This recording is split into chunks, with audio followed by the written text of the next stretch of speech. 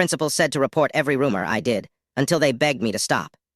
This was fun for me, and I was shocked how long it was allowed to go on for. I'm a high school teacher of an elective subject that lots of kids take and enjoy. I build great relationships and generally have the same kids for multiple years, so I get all of the tea spilled to me. There was an incident during and after a school event. I was in one space doing my thing when some students who had been in another part of the building came in and said, "Mr.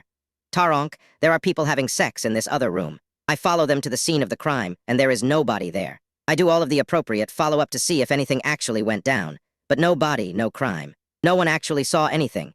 They just said they saw the couple come out of the room, and it smelled like sex when they went in after. Also, no cameras in the part of the building in question, a thing I had pointed out as a problem multiple times in the past. Fast forward about 4 months, and the principal calls me down to their office. They proceed to chew me out for not reporting the incident, it having finally made its way through the rumor mill up to the top. I tell them all of the steps I took to follow up at the time, and that it didn't seem like there was anything to report. The room didn't smell like sex to me, so it didn't occur to me to tell anyone about it. To be fair, it was early in my career, so maybe I was wrong. I ask them, in what I assumed would be received rhetorically, "So where is the line on what unverified, evidence-free rumors I should be reporting?" And they respond, all of them. Cue malicious compliance. I proceed to call and email them after every single conversation I have with a kid that could be even remotely construed as problematic. We are talking a minimum of 3 times a day, usually more, for 3 weeks straight, including weekends. The most satisfying moment was on a Friday afternoon at about 4:45. The principal picks up the phone, and before I can say a word, they say, "Okay, Mr. Taronk,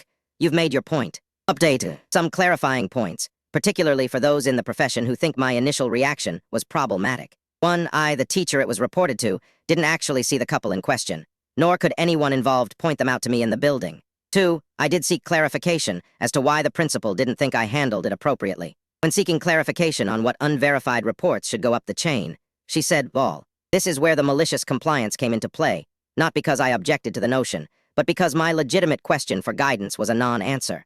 3, it was a Friday after school. I didn't think anything of it due to the complete absence of anything actually occurring, and so I forgot about it come Monday. There was literally no one on campus to report it to. And as a young teacher, it simply didn't occur to me that I could or should call the admin on a Friday evening to report an event that had zero evidence of being true. Edit, yes, I made a typo in the title. It should read rumor, not tuner. TL, Doctor, a rumored incident wasn't reported due to lack of evidence it happened. Boss said report every rumor. So I did, multiple times a day for several weeks until they got sick of it.